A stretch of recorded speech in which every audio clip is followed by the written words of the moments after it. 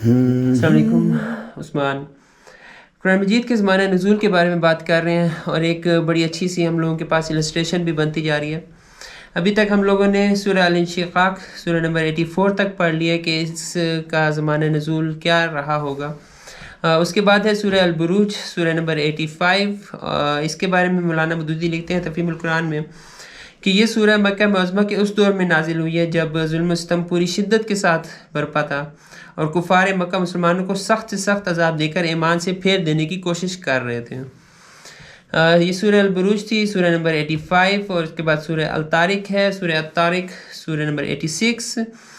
اس کے بارے میں مولانا مودودی لکھتے ہیں کہ اس کے مضمون کا انداز بیان مکہ معظمہ کی ابتدائی صورتوں سے ملتا جلتا ہے، مگر یہ اس زمانے کی نازل شدہ ہے جب کفار مکہ قرآن اور حضرت محمد صلی اللہ علیہ وسلم کی دعوت کو ذکر دینے کے لیے ہر طرح کی چالیں چل رہے تھے۔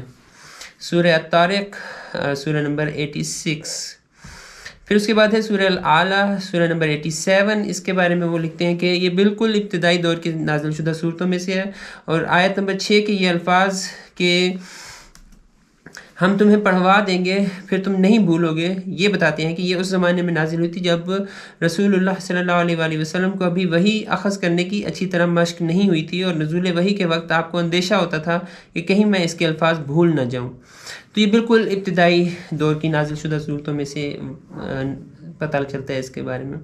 سورہ الاعلیٰ سورہ نمبر 87۔ پھر اس کے بعد ہے سورہ الغاشیہ سورہ نمبر 88، 88 نمبر صورت۔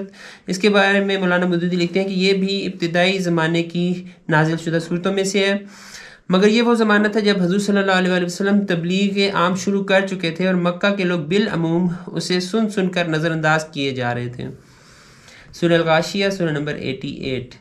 اور پھر اس کے بعد ہے سورہ الفجر سورہ نمبر 89۔ اس کے بارے میں مولانا مودودی لکھتے ہیں کہ اس کے مضامین سے ظاہر ہوتا ہے کہ یہ اس زمانے میں نازل ہوئی تھی جب مکہ معظمہ میں اسلام قبول کرنے والوں کے خلاف ظلم کی چکی چلنی شروع ہو چکی تھی۔ اسی بنا پر اہل مکہ کو عاد اور سمود اور فرعون کے انجام سے خبردار کیا گیا۔ تو یہ تھیں صورتیں جن کے زمانہ نزول کے بارے میں ہم لوگوں نے پڑھ لیا، اور ایک السٹریشن سی بنتی جا رہی ہے۔ آپ لوگوں کی فیڈ بیک کی بہت زیادہ ضرورت ہے، اور آپ لوگوں کی سپورٹ کی بھی بہت زیادہ ضرورت ہے، کیونکہ اکیلے تو میں اس انفارمیشن کو زیادہ سے زیادہ لوگوں تک نہیں پہنچا سکوں گا۔